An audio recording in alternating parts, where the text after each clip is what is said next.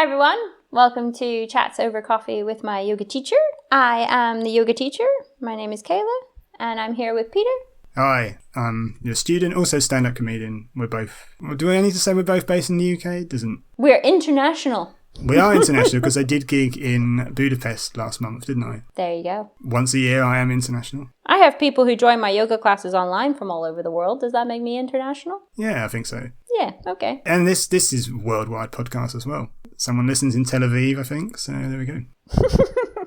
I hope you enjoy the show. Do we not just do any saying what we're up to in October first? Sorry, I mean, I'm not what really are up to you anything, doing? I'm just gigging, so if you want to see where my gigs are, you just look at peterbrushcomedy.com. Yeah, there's no special gigs that I should mention, especially your special trips, but I'm just in various places around the UK. Other than that, I've got nothing else to really report on. Are you up to anything specific? I'm actually taking a little bit of time off in October, so... Are you ever working? I'm actually on the freedom of owning my own business. But you can join me most weeks, most of October, 3 days a week online.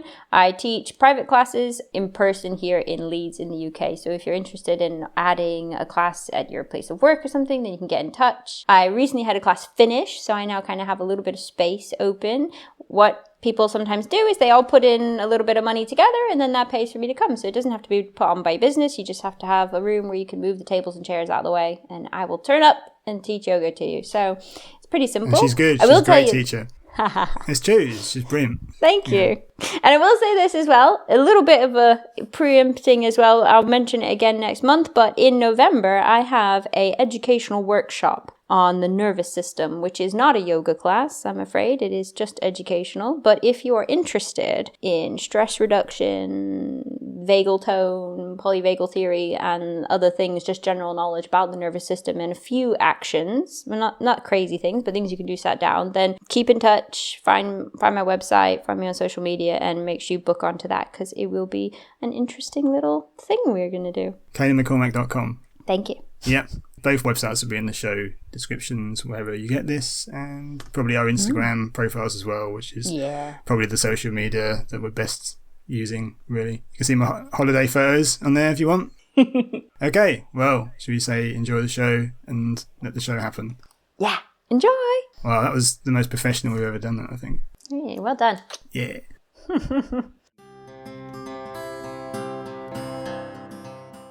I just tossed it all in together. Well, I don't want to be like, I feel like I'm older. I'm older than I've ever been at the moment, obviously, but we've got a new vacuum cleaner, a Shark vacuum cleaner, and I've been lobbying to get a Shark vacuum cleaner for a long time. It has not disappointed, so I'm very pleased with it. It just goes to show, if you want a guy to do more chores around the house, get a gadget. I even wanted to clean the car, which is never happens.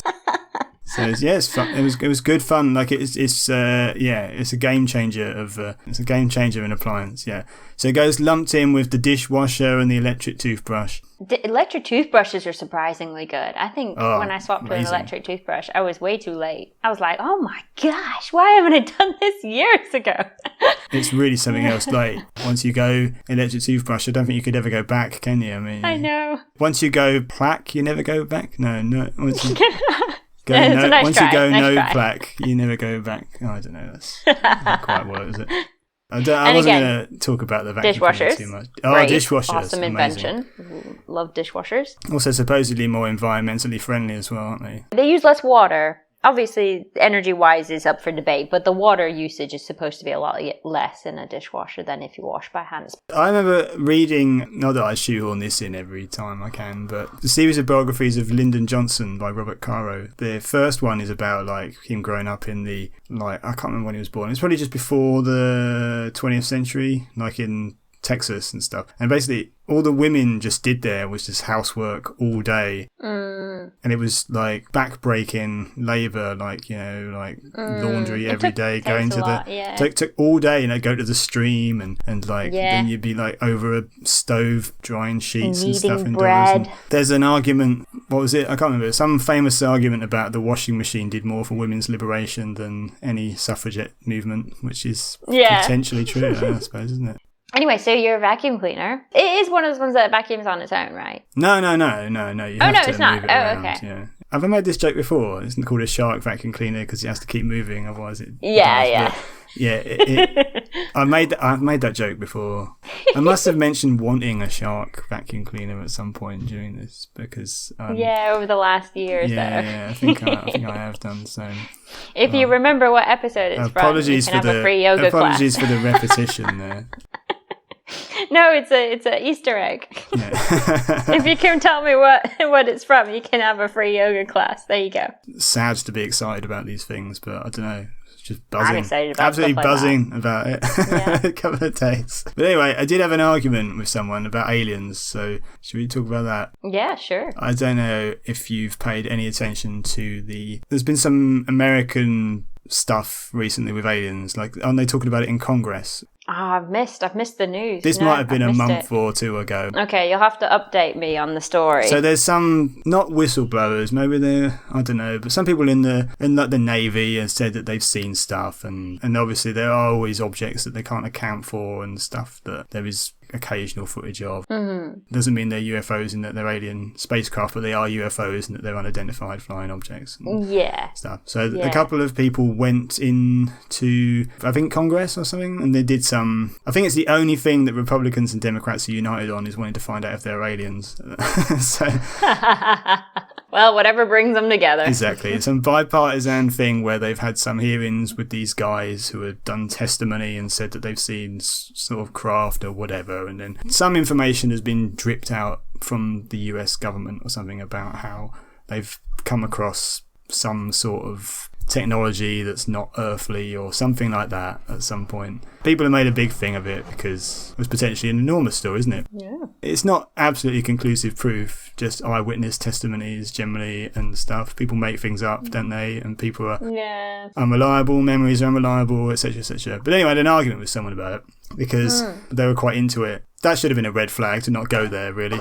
But But I mean, I don't really want there to have been alien spacecraft flying about, suspiciously mainly across America. Isn't that weird? Yeah. Nowhere else. I think there's more likely to not be aliens, personally. I just think it's... I don't know where I'm going to go with this, but my argument was that, like, if aliens have come from somewhere else, then they would have to travel just an unfathomable distance to get here from somewhere that's more hospitable in the universe. Like, so either they're like essentially immortal and they've decided to just slum it for thousands of years whilst travelling at the speed of light, and they've somehow known that we're here, which I guess you could do because I guess you could pick up on the radio waves and all that stuff. I guess you could probably find us, perhaps. Potentially, but we've not been putting radio waves out for that long in terms of distances in space. Okay. I just said it was extremely unlikely that unless you could like somehow break the speed of light, you know, like in Star Wars when they go into hyperspace or something. I don't even know if that's theoretically possible, but I was going to ask you that because you study astronomy. Oh, I have to say that every time, sorry. Firstly, before I get circle back to this, is it theoretically possible to travel faster than the speed of light? And what would that do to someone travelling? I mean, maybe an alien body is different to us, but would it damage you if you were travelling that fast? I mean, is that actually, even if you could travel, would it be safe for a human being, for example, to be in the craft doing that? So I think when you think about like trying to go far, like long distances in space, a lot of the time there's kind of like two aspects to it, because you have to remember there's space isn't 3D, it's 4D. So when you talk about moving through space, you have to take into account the causality laws and stuff. So you can't actually move.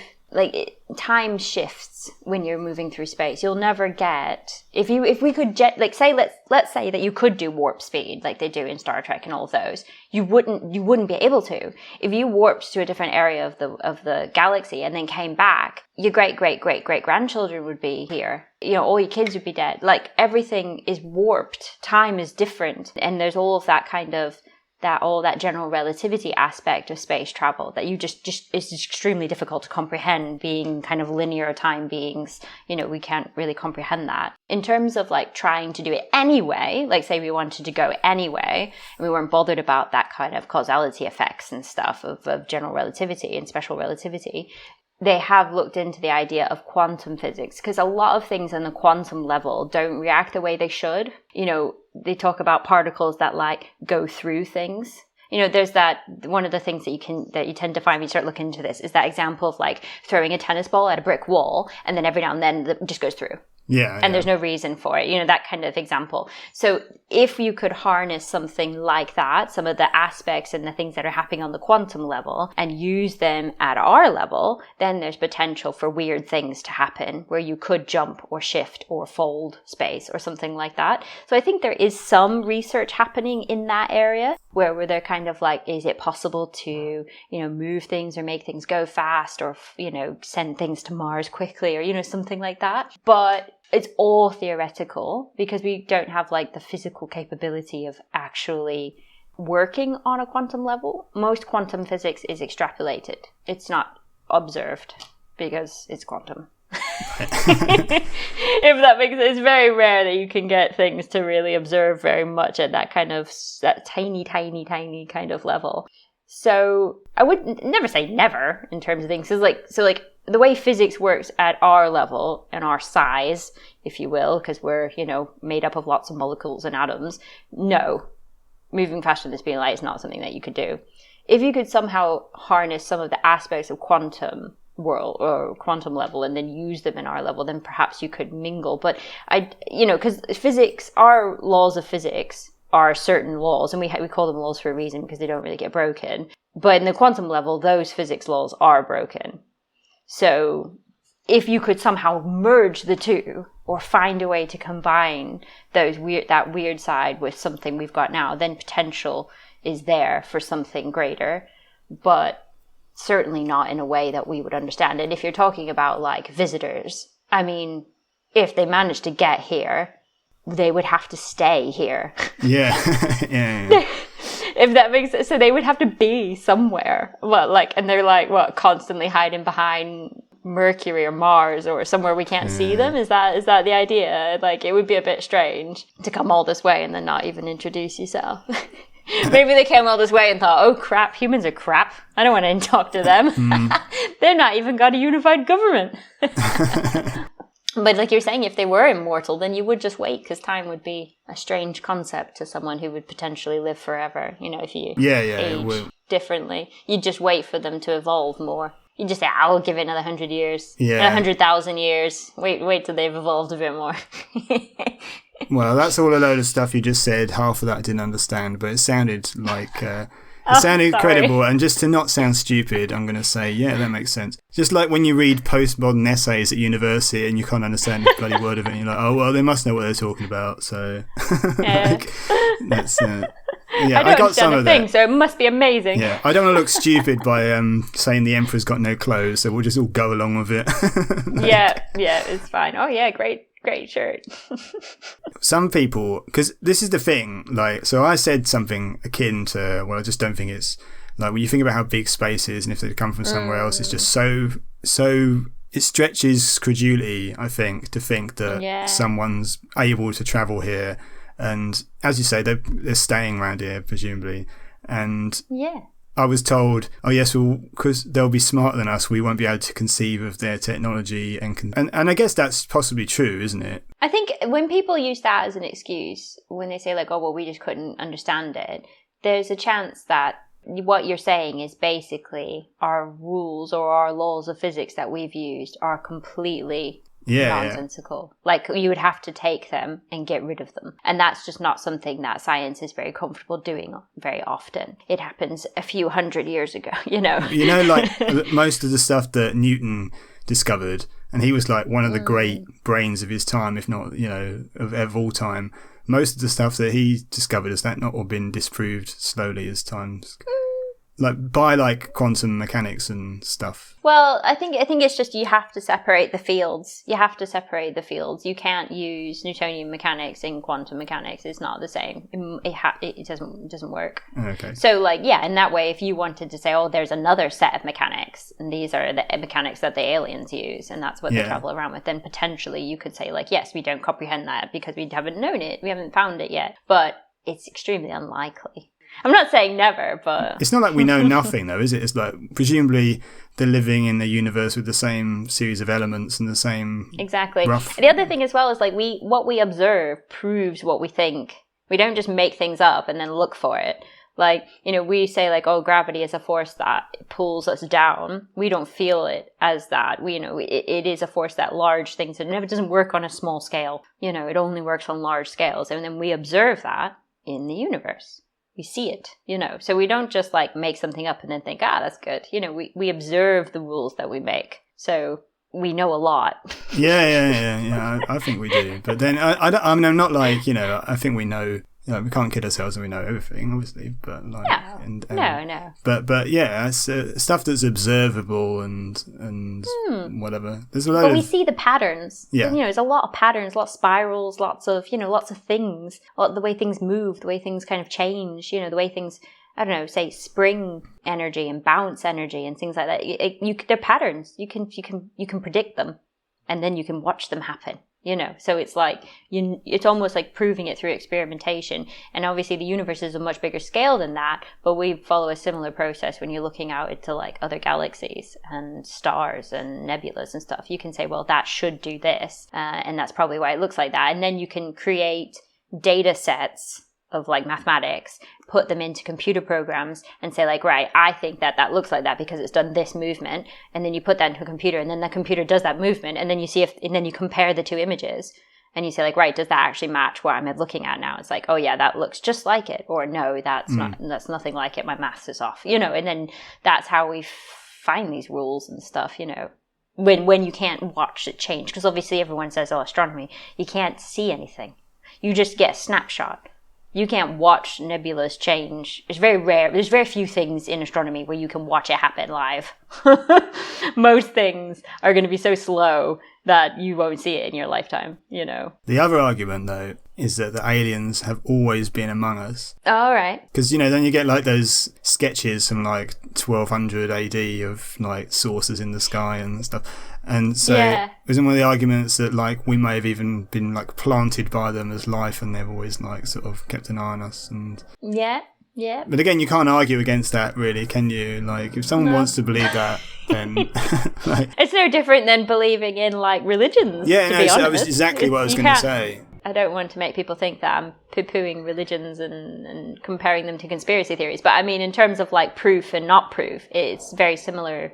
Like you can't prove or disprove that kind of thing. Also, in terms of religion or conspiracy, it's the belief comes before the evidence. Do you know what I mean? Yeah. So that's not to counteract any religious proof or anything, but you need religious belief to... I don't think you could argue yourself into the belief of God through empirical evidence, for example. Yes. I don't think. Yeah. And similarly, if you have a conspiracy theorist or if you believe in aliens and stuff, you're coming from the belief and then trying to work backwards, I think. Yeah, whereas you don't do the that scientific, the scientific method is not. I mean, admittedly, that kind of method hasn't been around for very long.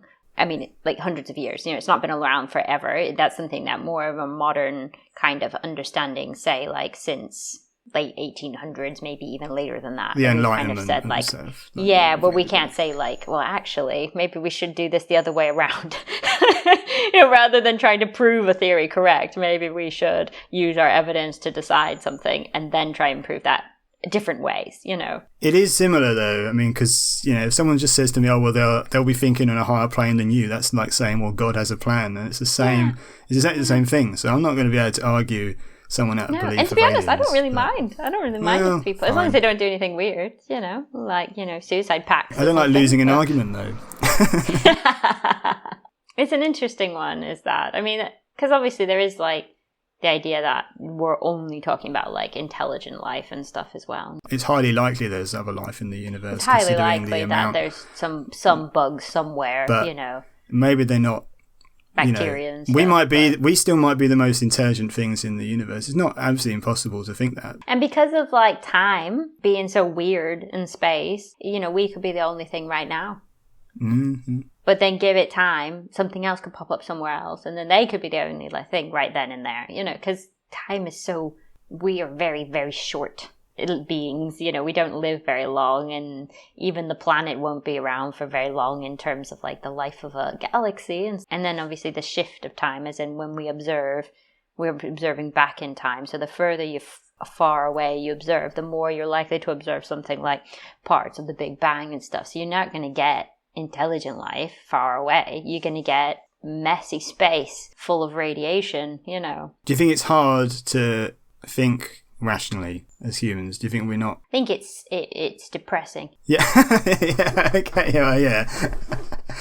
We want to be special. But like how it's not rational for given all we know to think that we're at the center of the universe like we used to think and all that sort of thing. But because we have egos and because we've got storytelling brains and I think it's very difficult for the brain not to put itself at the center of the universe. Yeah, that's what I mean. Because I only can observe my own, reality. This, I only know what I know. I only know my body. I only know, what I see, what I hear, what I take in, what my senses tell me. So it's hard not to be the center of your universe or the leader of your TV show or whatever, like the main character in your... We're all the main character in our own TV show, yeah. Exactly. It's hard not to think of yourself like that. But you're a good bit player in mine, so...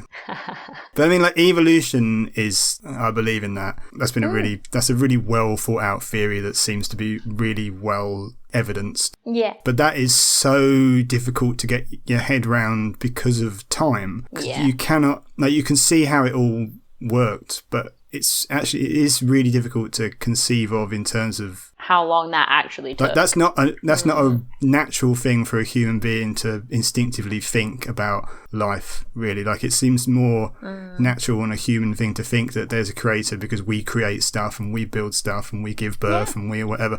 So it's more natural for us to think of the creation myth than evolution going back, a billion years or something from amino acids in a soup to, complex celled beings and stuff. It's like, I mean, it's an incredible story, but it's like, it's a bit of a, like, I'm still getting to grips with understanding what the hell it is really. You could spend your whole life researching it, couldn't you? And that's rational, but it's not natural to think that is. No, I think it also doesn't help that we can't recreate it. I think that kind of annoys people. Well, because of the time period, you mean? No, I mean, like, theoretically, if you were to bubble and zap that amino acid soup, that primordial soup, we should eventually get something that resembles what we, that life, in a sense, kind of that Dr. Frankenstein moment kind of thing, life. But we never do. We zap and boil the soup and then we just get... You mean we try and conduct similar experiments to the original primordial soup? Yes. That moves from, like, molecules what we assume what we assume the Earth would have been like at the time when we expected to roughly... Before the first replicating cells, basically. Exactly. We create that and we try it in labs and because I mean, how amazing would that be if you could, like, bubble and boil something and then, wow, your first cell, or something. And it's like, oh, right, that's it. That is how we got here because I've got proof now because I've done it. I've recreated it, But we haven't yet. We've always been able to show the smaller side or because obviously lifetimes does make a difference. But, saying like the bird's beaks on the island thing, that was one of Darwin's thing. Yeah, the different bird. Yeah, on the Galapagos, that is, we can comprehend that and we can see it, we can measure it. And you can measure that kind of macro evolution everywhere. Or is it micro evolution? Everywhere. There's little changes in beings and stuff like that. I mean, that's why they study fruit flies, don't they? Because they can just, the multi-generation thing can just happen so quickly, whereas we can't. I mean, it's the only other example I can think of that I've had first-hand experiences with is I used to work with a pest control people and the rats used to just, like, because they reproduce so quickly, the ones with an immunity to the poisons would obviously survive. That's why they have to keep changing the formula. That sounds like a recipe for disaster. You're slowly creating super rats. You are, yeah. That sounds awful. Yeah. Okay, but you're right. And we probably have done that in multiple different ways, which is why we have, like, antibiotics. Oh, the antibiotics thing is a big thing. Yeah. Well, bacteria are the same thing, very quickly reproducing, sort of, Yep. It's all a little bit scary. So you don't think that there are aliens then? No. Visiting currently. We might look very stupid in a couple of months' time saying that. I love it. I absolutely love it. I'll come back on here and I'll apologise, I promise. So I knew all along. Speaking of time and like rationalism and stuff, what did you say? It doesn't make you feel good. Did you say? Is that what you said? Yeah, I said depressed, didn't I? Depressed. Yeah. Is that a bit strong? Maybe that's a bit strong. Anyway. And time and having finite lifespans and stuff like that. We were going to talk about death, weren't we?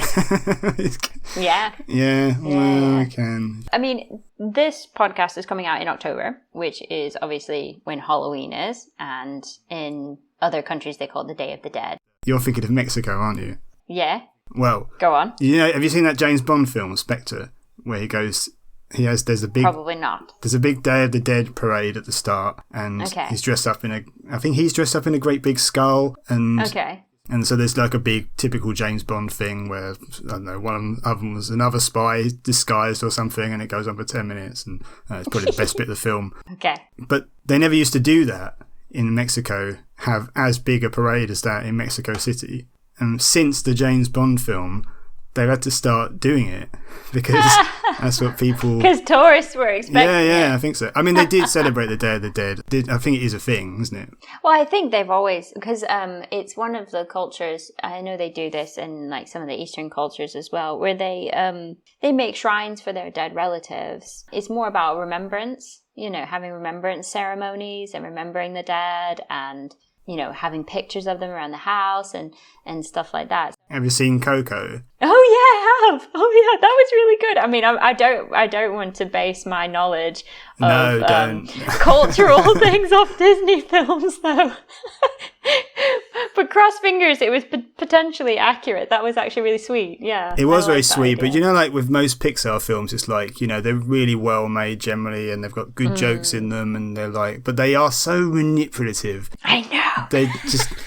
I think they just seek to try and make you cry at every sort of thing by just being as manipulative as possible. Yeah, they are just absolutely the scum. Well, that's supposedly what makes good films good, isn't it? That you can feel like you can live vicariously through them. You get, you know, emotional responses, and you feel like more fulfilled because you've had an experience. But they know what buttons to press. Is completely done as manipulation. They are so good at it. And they're just so darn good. So I did think Coco was a really good film, but afterwards I feel robbed. You know, like with most Pixar stuff. But, you know, I think it's a bit sad that we don't do anything like that in like more Western cultures, a lot of Western cultures. Because like I said, in the East, they also do that where they have like shrines to the family and they burn incense and stuff to ancestors and recently deceased family and friends. Obviously, based on Coco, I assume they do that in Mexico as well. But I think they do. I've seen that before that film came out, because living in South Carolina, there are immigrants, you know, that come from the Southern Americas. And so you do kind of get a bit of influence in the country, in the South and stuff. So I'm sure it's not the only place I've seen it. And I think that's really sweet. You know, it's almost like it's for you. Unless you believe that there is an afterlife, that kind of exercise in like lighting candles and incense and having pictures, and it's all for you. It's all for you to like remember the person, to still feel connected to them. So I think it's like, you just get up their Instagram page now, don't you? Just flick through them. Oh God, I couldn't imagine. Oh no. That's what you're going to leave behind after you go, just like these horrible internet trinkets. Oh no. I'm going to have to put like a delete when dead thing on my stuff. Yeah, that's exactly what I want to do, just burn it all. But I also think, like, from a personal point of view, you know, it can be a bit difficult, because I think it reminds us of people that you may have lost, and it also reminds us of our own mortality as well, which is always a bit like, have we all really sat with the fact that, you know, we're not immortal? You know? Yeah, so actually it's very hard to, again, in terms of rationality and stuff like that, it almost doesn't feel like you are a lot of the time. Like, you know how you always feel like, oh, well, bad things only ever happen to other people, and if someone gets like a illness diagnosis, it doesn't happen to you, does it? It only ever happens to other people. Is that feeling, isn't it? That's kind of tied into your own sort of inability to realise your own mortality. It's just like, I'm in control because I touch wood 3 times a day, so why is everything not all right? You know? So. Yeah, exactly. I know in certain Buddhist sects they have bone beads. Like the beads are made from bones. It's kind of like rosary beads, but they're not rosary. They're mala beads, and they use those as a reminder of that we're going to die. which sounds a bit like morbid at first, but it's to remind you to make the most of your life. Because I do think that sometimes things crop up and you think like, that's it, it's the end of the world, I've lost my job or something, quite life-changing. I'm not saying they're not life-changing things. Like getting a shark vacuum cleaner. Yeah. But, if in like 3 months, 5 years, is that still going to be, you're not going to have found a solution? Is that still going to be that life-changing thing? And then if that's the case, that's there to remind you that time, don't just sit and mellow in how bad you feel, because it will pass, and life is short and we can make the most of it. Do you know Oliver Berkman, the philosopher? I think he's a philosopher. He's written a book. I haven't read it. I've only heard him on things. It's called 4,000 Weeks, because that is the amount of life you can expect if you live a long life. To like 90 or something, you'll get 4,000 weeks. Wow. So if you actually drew it out on like a calendar or something and you could watch it go by, you'd be able to realise and quantify how little time you actually do. Even if you're like we are, still relatively young. If you had it on a wall chart and you could cross the weeks off as it went, it wouldn't be the biggest wall chart in the world, That's really interesting. I haven't got one, but makes you think, doesn't it? I lean more towards the autumnal vibes that Halloween brings, rather than, say, the horror. But I mean, who doesn't enjoy a good like Tim Burton film and stuff? Overrated. Big Tim Burton fan. Oh, yeah? Nightmare Before Christmas and stuff. Yeah, that's all right. Is it Corpse Bride? I've not seen that, actually. I shouldn't. Oh, it's good. A lot of Tim Burton is style over substance, I think, really. Some of it's good. Yeah, it's a bit cinematic. Yeah, Ed Wood's a good film. Yeah, Edward Scissorhands. Yeah. No, not Edward Scissorhands. Ed Wood. Oh, what's that? Oh, well, you should see that. That's my favourite. That's my favourite Tim Burton film, but that might not say anything. Oh, maybe right. I'm going to write it down. It's about the world's worst film director. Oh, right. It's really good. Okay. Check it out if you can. Yeah, I will then. I recently watched, and by recently I mean exactly a year ago, so last Halloween, I watched Little Shop of Horrors. Have you seen Little Shop of Horrors? It's adapted from a Broadway show. It's got Rick Moranis in it and Steve Martin, so it's kind of like a comedy, but it's also like a bit dark. It's obviously like a dark comedy because it is written around Halloween kind of style. But it's really good. I don't like musicals. I put on Sweeney Todd when that came out, and I was shocked that it was a musical, and I barely made it through.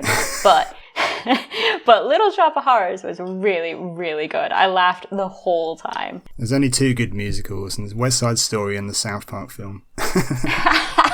That is good. Do you think there's something necessary about having a festival that is about death or the occult, dark side of things? Like how there's pagan festivals that like obviously are quite to, like Yule gets quite to by Christmas and stuff, but it's like, end of the year, new beginnings kind of thing. And then there's, that's similar to Easter, which is that also a pagan festival that also got... Yep. Yeah, so it just makes sense that humans would need a kind of dark death, like remembering old relatives and friends. Plus, the time of year, everything is dying. Yeah. So from like a very observing kind of point of view, you could say like, oh, well, the trees look like they're dying. It all just changes and the leaves drop off and they go into that hibernation stage or whatever. So, and also like it's really hard to grow food, in the winter. Not to say you can't. Some cabbages and stuff can grow through the winter. But like, in terms of like luscious crops, that tends to happen all summer. And then in the autumn, you have to do all of your like harvesting and things and putting things away. So there was a lot of like emphasis on getting ready for the dark times, which was winter, obviously. But yeah, I think that there is like a need to have something around the darker side of things, like rather than just like never talking about it. Well, that's very British though, isn't it? We don't talk, so yeah. We don't talk about it. We just get an ulcer in our stomach instead. We press it all down. Let it come out on a football match day where we can shout at like 22 billionaires. There you go. That's it.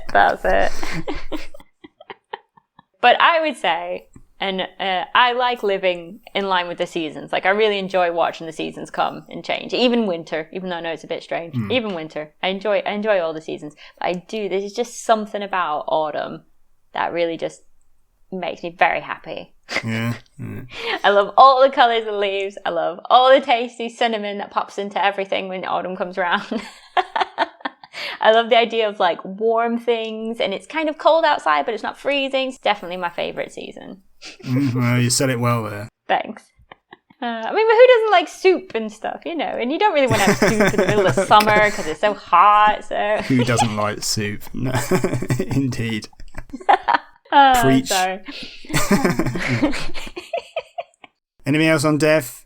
We're talking about that still? We haven't really talked loads about it. No, not loads, but I'm not keen on the idea, but I suppose it's going to happen in it. So. Yeah. Did Mark Twain say something like, I think it's not the actual death, it's the thought of eternity that is more scary.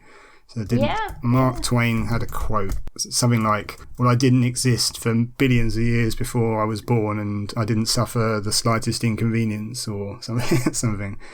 Yeah. Which is true, I guess. I guess it's just like the thought of it is more, I don't know. I think obviously we all have different ways of dealing with the idea, and when it hits home because it's really close to you, that's when you really figure it out for yourself. But when you just contemplate the idea, a lot of the time it's hard to really feel it until something close to you happened and it actually changes your life, you know. And it doesn't have to be something like bad or negative, you know, it's a natural process. So if someone were to just kind of get old and fall asleep and not wake up, like you would say like, oh, that's, you know, one of the best ways to go or something like that. My nan would always say that. She'd say, oh, it'd be just lovely to fall asleep one night and never wake up. That's right. She'd say that when we were like 6 years old though. Oh gosh.